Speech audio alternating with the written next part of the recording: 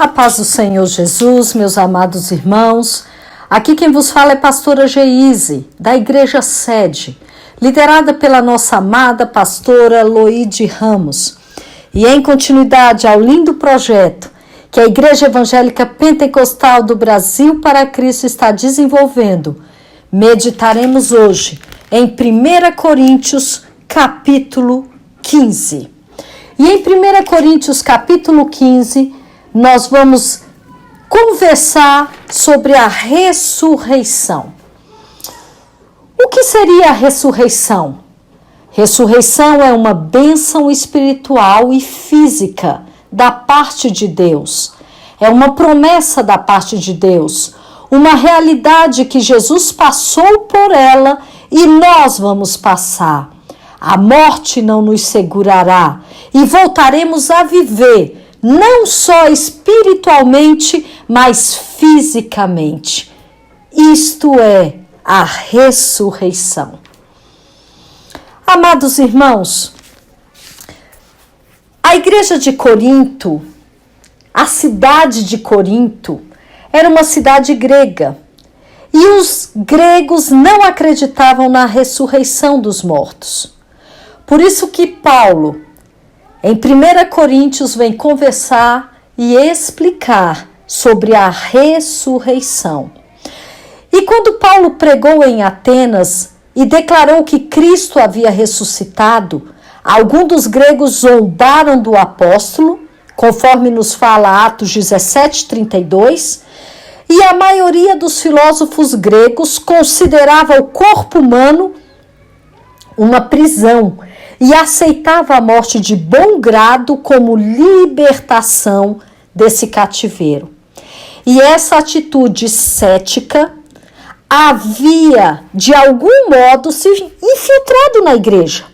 E Paulo teve que encará-la de frente. Afinal, meus irmãos, a ressurreição tem implicações doutrinárias e práticas para as nossas vidas. E são importantes demais para elas serem ignoradas. Então, hoje nós vamos conhecer a suprema importância da ressurreição de Cristo, o maior milagre da história.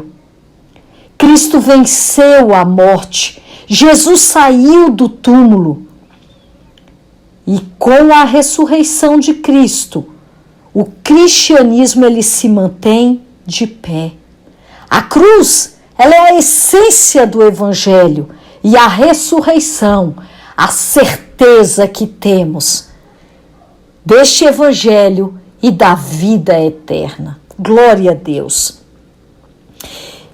Porque, amados, se Cristo não tivesse ressuscitado, ele não poderia ser Salvador, ele não seria Redentor, ele seria considerado o maior impostor da sociedade. Então nós veremos hoje sobre a ressurreição e o que a Bíblia nos fala sobre a ressurreição. Em 1 Coríntios 15, de 1 a 19, é importante observar que os cristãos de Corinto acreditavam na ressurreição de Jesus Cristo, tá certo? De modo que Paulo toma esse fato como ponto de partida para a sua argumentação. E ele apresenta 3 provas para garantir aos seus leitores que, de fato, Jesus Cristo havia sido ressuscitado dentre os mortos. A primeira prova está nos versículos 1 e 2. A salvação dos coríntios. Paulo havia visitado Corinto e pregado a mensagem do evangelho. E a fé dos coríntios havia se transformado, havia transformado a vida deles de maneira muito grande. Contudo, uma parte essencial da mensagem do evangelho é a realidade da ressurreição de Cristo. Afinal, um Salvador morto não pode salvar ninguém.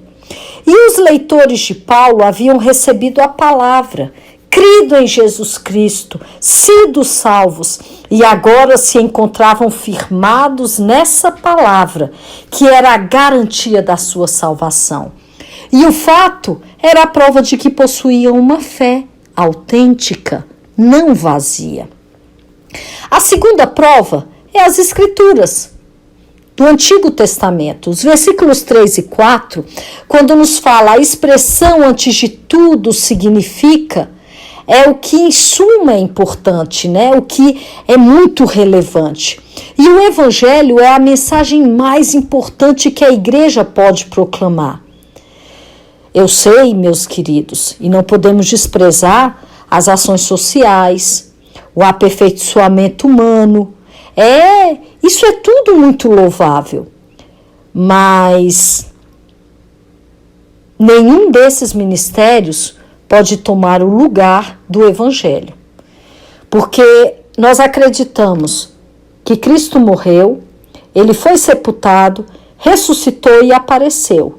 E esses são fatos históricos. Eu digo aqui fatos históricos. Ocorreram, não são fatos científicos que eu vou ali no laboratório e repito quantas vezes quiser. Não, isso aqui é um fato histórico que ocorreu uma única vez.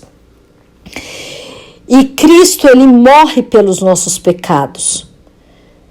Nós vamos entender quando estudamos, né, a respeito da cultura romana, muitas pessoas, os romanos, eles crucificavam muita gente. Mas apenas uma dessas vítimas, Jesus Cristo, morreu pelo pecado do mundo. E quando Paulo ele se refere que, segundo as Escrituras, ele refere-se às Escrituras do Antigo Testamento, que grande parte do sistema sacrificial do Antigo Testamento apontava para quem? Para Cristo, como nosso substituto e salvador. E aqui nós lembramos do grande dia, né, o dia da expiação, o Yom Kippur, que nós vemos ali em Levítico 16. E as profecias, como em Isaías 53. Uma terceira prova que os mortos ressuscitam é de que Cristo foi visto por testemunhas. Dos versículos 5 a 11, nós percebemos que na cruz, Jesus ele ficou exposto aos olhos dos incrédulos. Mas depois da ressurreição, ele foi visto por seus seguidores, que poderiam dar testemunho da ressurreição do Mestre. Textos que explicam isso é Atos 1, 22, Atos 2, 32, Atos 3, 15 e Atos 5, 32. Tanto Pedro quanto os outros apóstolos viram o Cristo ressuscitado, o Cristo ressurreto. Tiago, né, que era meio-irmão de Jesus, Jesus também aparece para ele, conforme nos diz Atos 1, 14. E a Bíblia diz ainda em 1 Coríntios 15, 6, que mais de 500 irmãos e irmãs viram ao mesmo tempo. Amados, aqui não existe uma alucinação ou um engano. Aqui nós percebemos que várias pessoas comprovaram a ressurreição de Jesus. E nós vemos até que Paulo, ele diz que se vocês creem nisso, então devem crer também na ressurreição de todos os mortos. Cristo, ele veio como homem, sendo um verdadeiro humano, e passou pelas mesmas experiências que nós, exceto o pecado. E se não há ressurreição, Cristo não ressuscitou. Mas se cria na ressurreição, então há comprovação de que Cristo ressuscitou. Porque se Cristo não houvesse ressuscitado, não haveria evangelho nenhum a ser pregado. Se não há evangelho, nós cremos em vão e permanecemos em nossos pecados. Se não há ressurreição, os cristãos que morrem não têm esperança nenhuma. Porque nunca mais nós o veremos. A conclusão é óbvia, meus irmãos.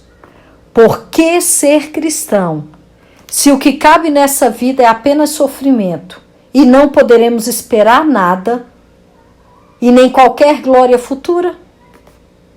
Escute algo. A ressurreição não é apenas um conceito relevante. é de suma importância, pois ela constitui o cerne de tudo em que nós cremos. E entendam algo, quando nós falamos sobre a ressurreição, quando ela se dará? Ninguém sabe, meus irmãos. Ninguém sabe quando Jesus voltará para buscar a sua igreja. Mas quando isso acontecer, será num momento, num abrir e fechar de olhos.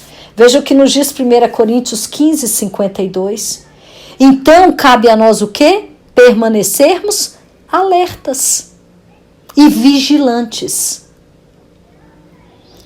E quando nós sabemos sobre o conceito da ressurreição, sobre as provas de que realmente ocorreu a ressurreição e de que Jesus é a primícia, ele é a primícia da ressurreição, porque assim como a ressurreição de Cristo foi uma garantia de Deus a nós, nós também seremos ressuscitados. É o que a Bíblia nos expõe. E aí nós vamos entender que existem implicações para as nossas vidas quando nós tratamos de ressurreição. Qual é a primeira implicação que nós temos? Escute o que eu vou ler nesta hora. A ressurreição do corpo humano é um acontecimento futuro com implicações sérias para a nossa vida pessoal. Se a ressurreição não existe, podemos esquecer o futuro e viver como bem entendemos. Mas a ressurreição é uma realidade. Jesus voltará. Mesmo que venhamos a falecer antes dele voltar, seremos ressuscitados em sua vinda e estaremos diante dele com o corpo glorificado. Olha que coisa extraordinária. A ressurreição é uma realidade. E quais são as implicações para a nossa vida pessoal? Irmãos, nós não pregamos um Cristo crucificado. Nós pregamos um Cristo que? Ressuscitado. Se Cristo não tivesse ressuscitado, vã seria a nossa fé. Mas a certeza de que Cristo ressuscitou e Ele voltará para nos buscar, nos faz o quê? Nos impele a pregarmos, a termos um compromisso com a evangelização. Porque, irmãos, lá na igreja de Corinto, nós vemos que o que estava acontecendo? Paulo, no versículo 29, diz assim: de outra maneira, que farão aos que se batizam pelos mortos, se absolutamente os mortos não ressuscitam? Quer dizer, o povo não acreditava na ressurreição e estava se batizando pelos mortos, para que eles fossem salvos. Por que se batizam eles então pelos mortos? A pergunta que Paulo fazia. A ressurreição é uma realidade. E ela é individual. Eu não consigo te salvar, você não tem o poder de me salvar. A salvação é individual. E o que acontece? Nós vamos perceber que cada pessoa é responsável na terra.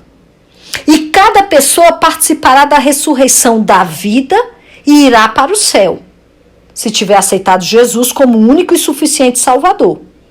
Ou então, participará da ressurreição da morte e irá para o inferno, se tiver rejeitado Jesus como único e suficiente Salvador.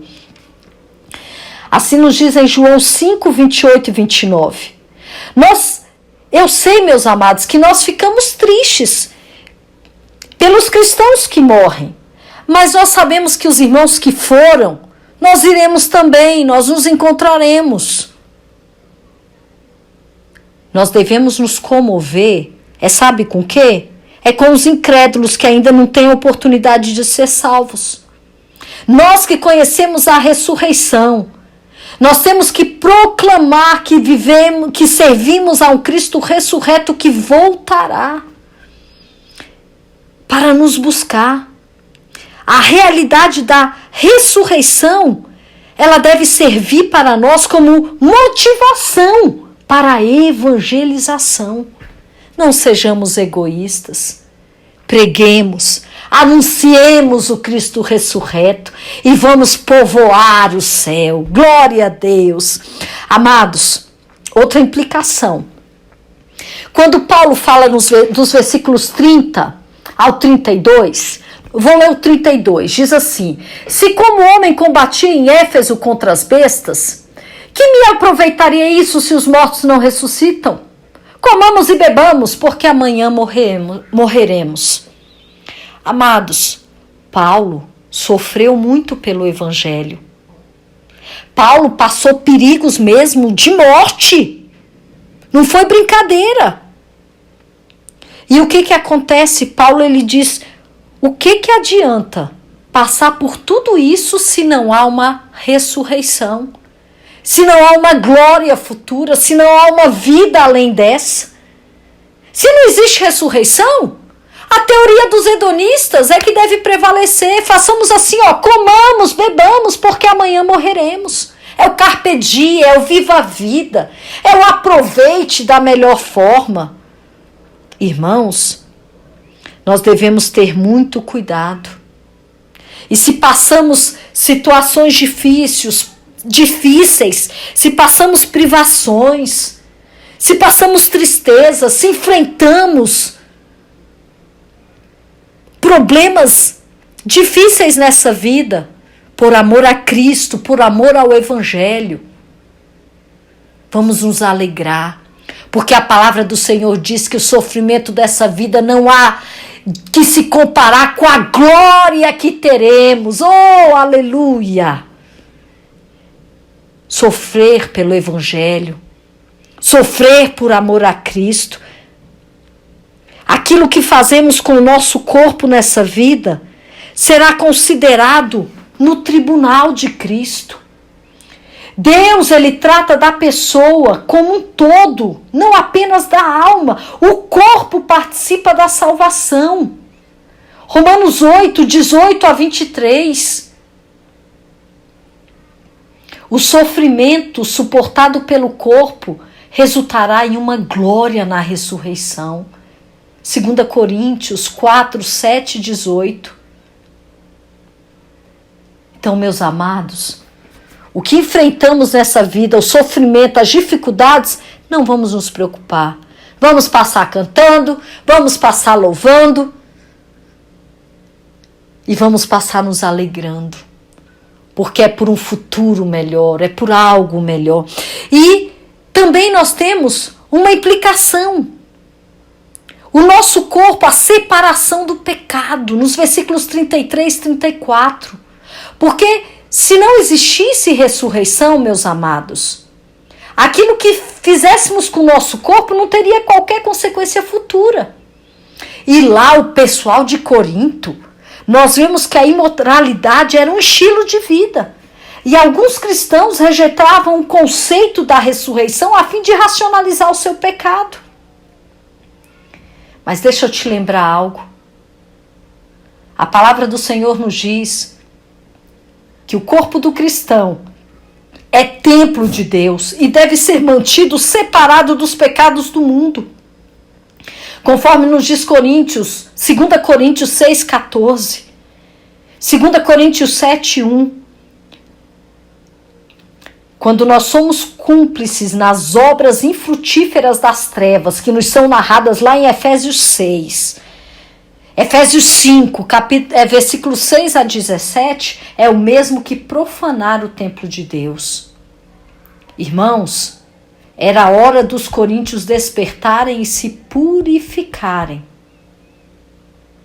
E a nossa vida também. Nós devemos ser vigilantes. Porque a palavra do Senhor diz que nós devemos apresentar os nossos corpos, espírito, alma e corpo, de maneira irrepreensível ao Senhor. Vamos agir de forma que despertemos em relação a essa questão e busquemos a purificação, a santidade, sendo cada dia lavados pela palavra. E buscando assim também trazer outras pessoas para conhecer o poder do Cristo ressurreto. Meus amados irmãos, nós vamos hoje parar por aqui. Nós tratamos sobre o conceito da ressurreição, sobre as pessoas que eram contrárias à ressurreição, o porquê nós cremos na ressurreição e as implicações que elas trazem para a nossa vida. Amanhã, se Deus quiser, nós continuaremos falando sobre a ressurreição e trazendo o corpo que teremos na ressurreição. Que Deus vos abençoe.